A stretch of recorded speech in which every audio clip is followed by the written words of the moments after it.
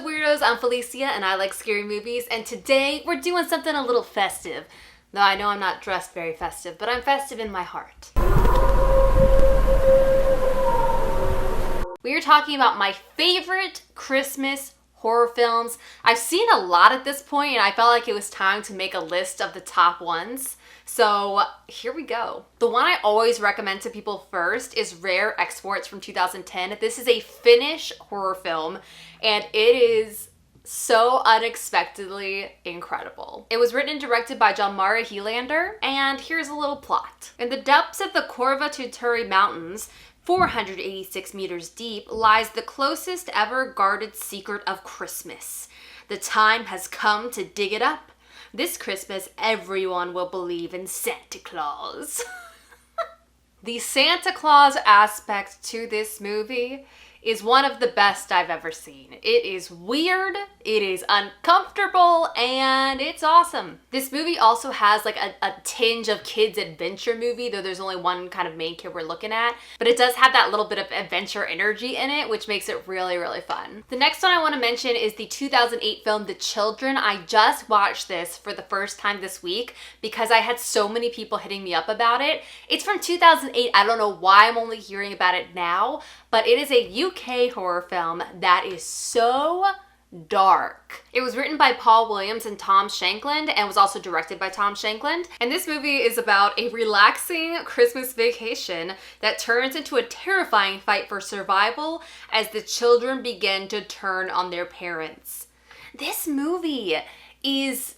I remember when I was watching Midsommar for the first time and I was thinking a lot about horror in the daylight. This movie covers it. It is bright and shiny. Almost the entirety of this movie takes place in the bright, super daylight where horrible things are happening against this like white snow, and it's crazy. It actually kind of reminded me of like The Brood, of this idea of these like small children creatures wreaking havoc, but it's just it was so good and so genuinely frightening at times. If you haven't seen this one, I highly recommend it. It is dark and it is twisted. The next one I want to talk about is definitely a bit of a downer. It's not a light, funny, happy Christmas horror movie, but it is really good, and that is The Lodge. This one hit Hulu this year and is written and directed by Severin Fiala and Veronica Franz, the duo that brought us Goodnight Mommy. This movie is just as dark and horrifying. I reviewed it, so I'm going to link the review for it down below in the description box. But it is about a soon-to-be stepmom who is snowed in with her fiancé's 2 children at a remote holiday village. Just as relations begin to thaw between the trio, some strange and frightening events take place. Now, similar to Goodnight Mommy, this movie is dark and brutal and heavy the whole way through. I think I described it in my review as just making you feel cold. Because it's just so heavy and dark and sad. There is no lightness. There is no funny moments. It's just what it is the whole way through. But it's also really good. So if you can stomach it, check it out. If not, maybe wait till January. The next one is a bit more fun, and that is Better Watch Out from 2016. It's sort of a reverse home invasion film. On a quiet suburban street, a babysitter must defend a 12-year-old boy from intruders, only to discover it's far from a normal home invasion. This movie was written by Zach Kahn and directed by Chris Peckover, and it's one of those movies that really utilizes the Christmas flair, if you will, and also has a really fun twist to it that I know some people saw coming a mile away. I never see it coming. I never see the twist coming. But overall, this one's really fun and pretty brutal. Next up, and this is a classic, but I feel like I can't not mention it, and that is 1974's Black Christmas by Bob Clark. Hello? Hey, Mommy. Hey, baby. Baby, all right, Mom. Just a Hello? Who's there? Where's Agnes? What are you doing? I mean, this movie is quintessential, perfect Christmas horror film. It's also noted as being the original slasher that really invented a lot of the tropes that were sort of perfected in Halloween. This movie stars Olivia Hussey, Margot Kidder, and John Saxon, and is just... it's a classic. I can't say anything else. It's really good. If you haven't seen the original, but you've seen some of the remakes, go back to the original. It's worth your time. It's pretty perfect. All right, and the second to last one I'm going to talk about is, I'm going to say, my favorite Christmas horror movie, and that is Krampus. This movie, like, you can't believe how good it is. Like, it almost feels like it doesn't deserve to be as good as it is. It's funny. There's parts of it that feel like a classic Christmas comedy, and then parts that feel so brutal, some parts that feel so heartfelt, some parts that feel like absurdly hilarious. This movie really has it all. Saint Nicholas is not coming this year. Instead, a much darker, ancient spirit. What kind of goat walks on its hind legs? His name is Krampus. It was written by Todd Casey and directed by Michael Dougherty, and I mean, they just did an amazing job. This cast, I mean, Adam Scott, Toni Collette, it's just too good. If you haven't seen it, it's top of your list, numero uno. Check it out. And my favorite characters, by the way, are the Jack-in-the-Box and the Gingerbread Man and the elves. All of it. It's all good. Oh, the baby angel. Oh. And now I'm gonna have a little surprise for you.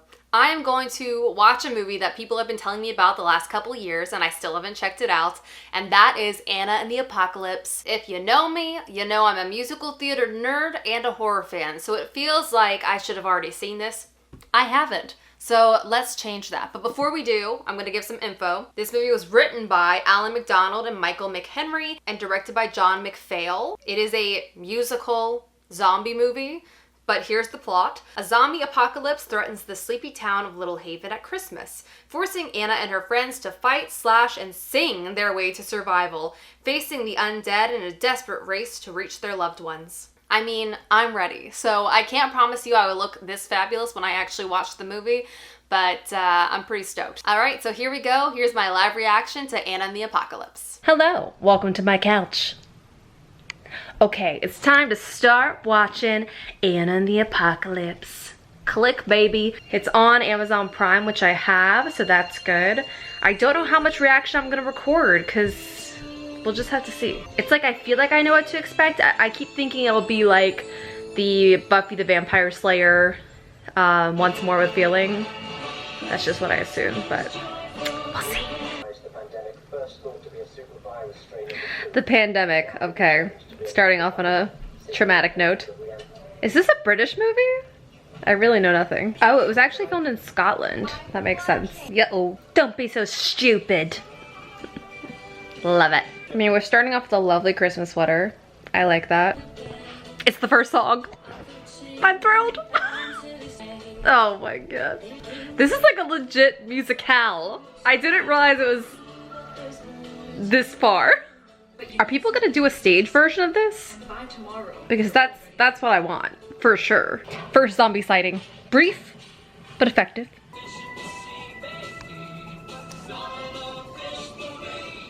I mean, I don't know what's going on, but I like it. Okay, I love it.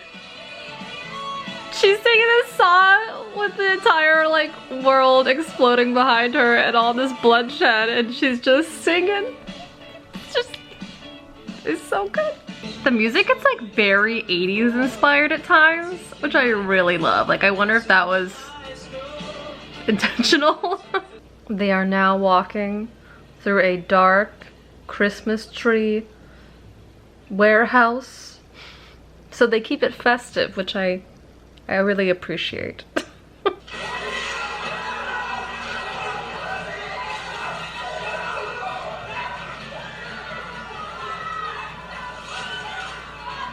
I definitely love the chaotic energy of this movie.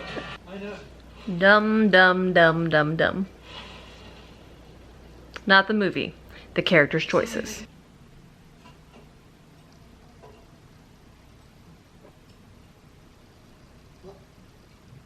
What are you doing? I'm eating my Christmas dinner. Okay, final thoughts.